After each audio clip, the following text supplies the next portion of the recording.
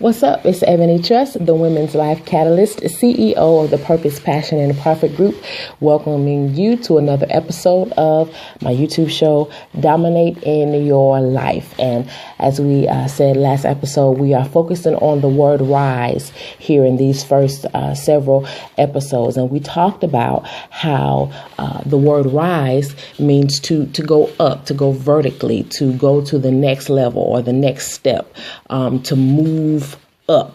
And so we talked about last time that in order to rise, we have to remove the invitations of our sexy excuses. And we talked about how excuses are sexy, but we cannot hang out with them. We cannot date them. We cannot marry them. We cannot be intimate with our excuses anymore. Okay. So make sure that you watch last week's episode so that you'll know what to do, what your action step is for getting rid of those sexy excuses. Okay. So today I have another acronym for RISE. Another way for us to go to the next level. And these are all action steps. So I want you to make sure that you're paying close attention. Okay. So today, RISE, R-I-S-E. Okay. Reach inside and self-evaluate. Say it again. Reach inside and self-evaluate. Okay. As I've gotten, older and, been, or had the privilege to be in various leadership positions and, hang out with various different types of people, different backgrounds. I've noticed, or I've learned rather, the importance of self-evaluation, self-assessing. I know that when you place blame outside of yourself, you give away your power. Okay. Anytime you say that you can't accomplish something, that you can't dominate because of some outside influence, you're giving away your power. What I need you to know and be convinced of is that you are a powerful being. Okay. You are a powerful being. Everything that you need is inside of yourself. It's just a matter of having somebody like me pull that out of you and give you permission to chase and run after your dream. And that's, again, why I came for you. Okay. So we have to stop giving away our power, and we have to learn to reach inside of ourselves and self-evaluate. Okay. What do you mean, Eboni?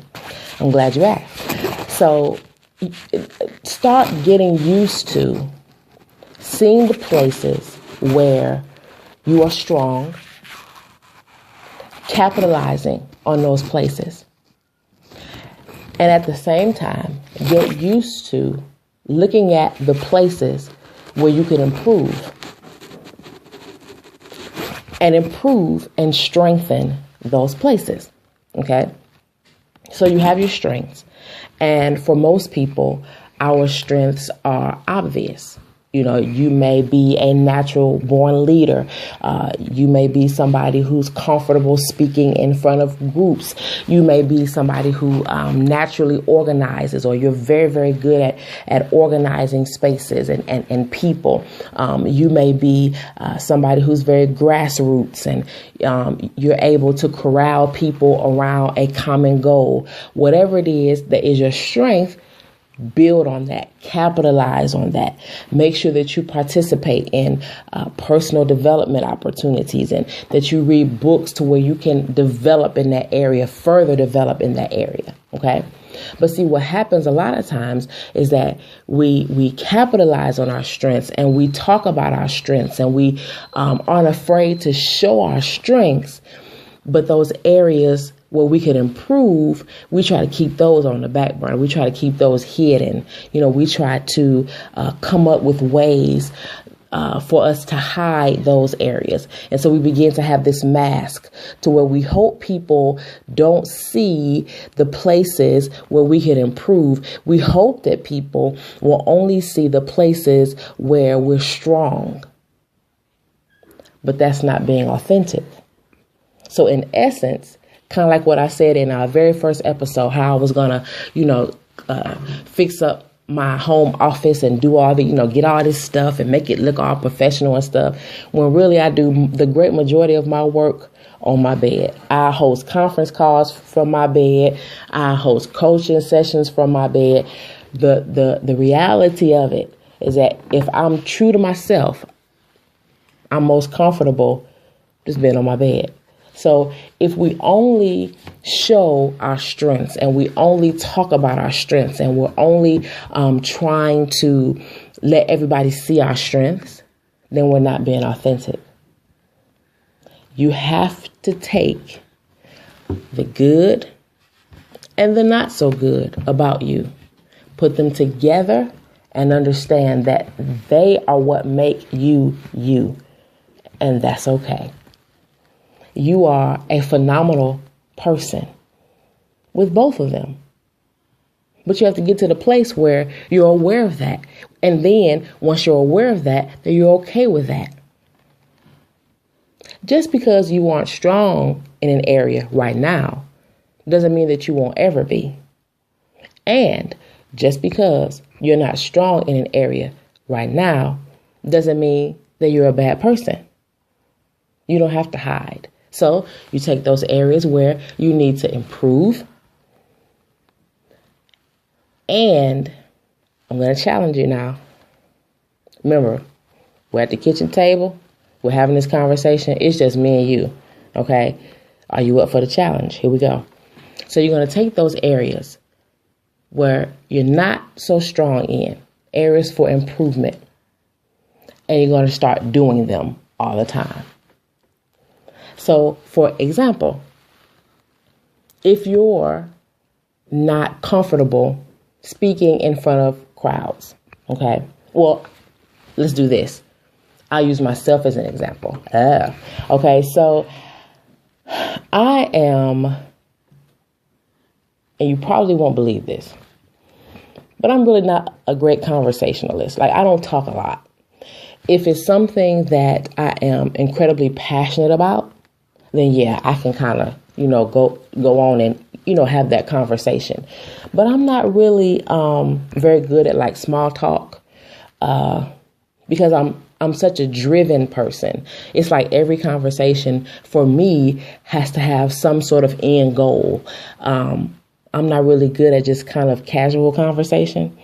And so when I have opportunity, say, for example, to network, go to networking events where I hang out with other business owners, other speakers, other coaches, it presents a challenge for me because I'm not comfortable. That's outside of my comfort zone.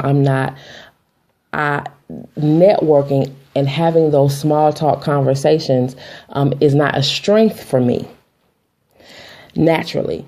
And so what I decided to do was I decided that I needed to build up in that area because I do not want to keep that as an area that needs improvement. I want to actively improve that area. Again, self-evaluate. I know where I am in that. So I want to do what it takes to get better, right? So I deliberately attend networking events. I throw myself in those situations in order to make myself interact and build up that small talk, that networking muscle. And so I want to challenge you to do the same thing. Think of one area in which you need to improve. One area where you need to build up the muscle for that area. And I want you to dive head first into it. If it's speaking in front of crowds, I want you to do it often. If it's networking like me, I want you to deliberately find networking opportunities. Whatever your weakness is, if you don't like reading, I want you to deliberately read a paragraph or a couple pages or a chapter every single day. I want you to build up that muscle because when you do that, you're going to find yourself rising. You're going to go from hiding to rising. And that's what we want to do. We want to reach inside and self-evaluate. You want to reach inside, find those areas, celebrate those strengths, and improve the other areas by diving head first into it. I dare you. And watch how, as you begin to flex that muscle, you get stronger and stronger and stronger in that area. And again, you go from hiding to rising. This is Eboni Truss, the Woman's Life Catalyst. Thank you for being here, and I'll see you next time.